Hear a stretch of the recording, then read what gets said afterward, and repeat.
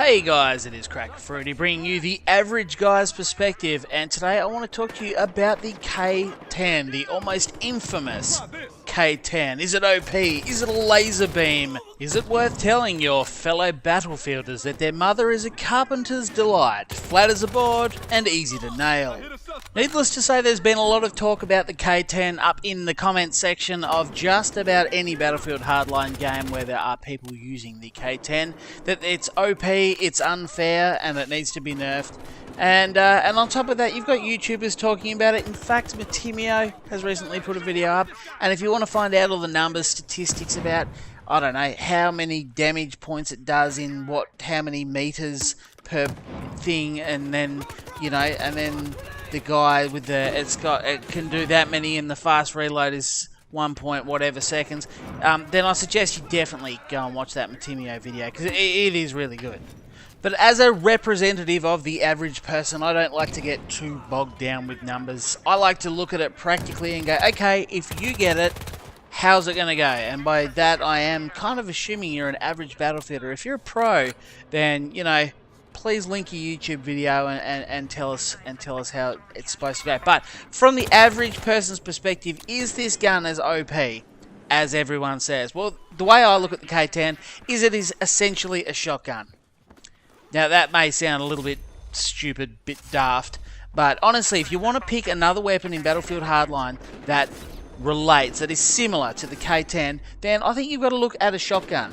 And I will tell you why that is, because up close, within like a short distance, I don't know how many meters, please refer back to the Matimio video, but within a certain amount of distance, up close quarters combat, I guess is what I'm trying to say, the thing is a laser beam. It will nail people. They will barely be able to stop running and get their assault rifle to you before you've killed them. They'll be lucky if they prattle one slow firing slug out of whatever gun it is they're hanging onto, which is kind of like a shotgun. If you're up close, if you run around the corner and you have an M416 on and the guy around the corner is standing there looking at you with a shotgun, you know that it's only going to go one way. You are going to be shot, you're going to be one hit killed, and that's the end of it. That's kind of what the K10 feels like.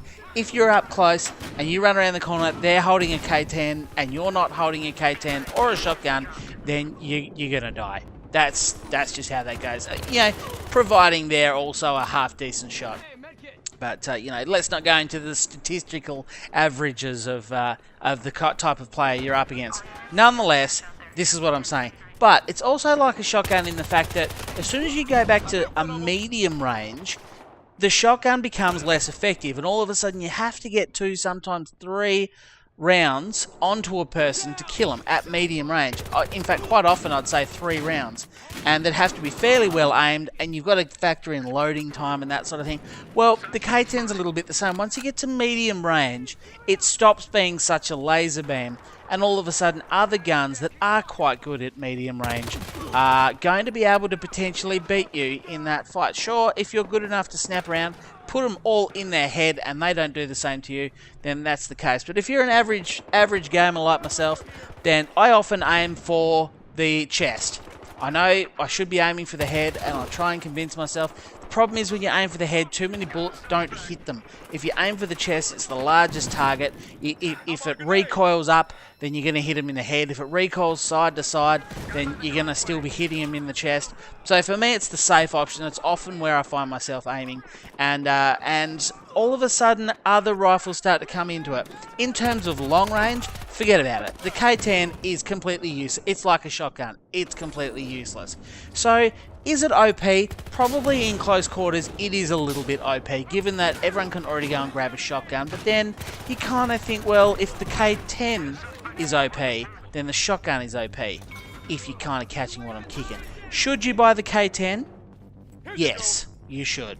Because the reality is half of these maps you're going to find yourself in close quarter situations for a lot of the game. And I just got a notification, so apologies if you heard that. But in a lot of the game you're going to be close quarters, so you're going to want it. But the reality is it's not quite as good as everybody says, because if you're the kind of player that often finds yourself at a medium range, which I do, because when I'm close range I die a lot. So I tend to step back if I can, and at those medium ranges there are definitely better weapons out there. So anyway, I hope this confusing jumbles helped you in some way decide if you're going to buy the K10. You probably will anyway. Whatever. Have a nice day, guys, and I'll talk to you next time.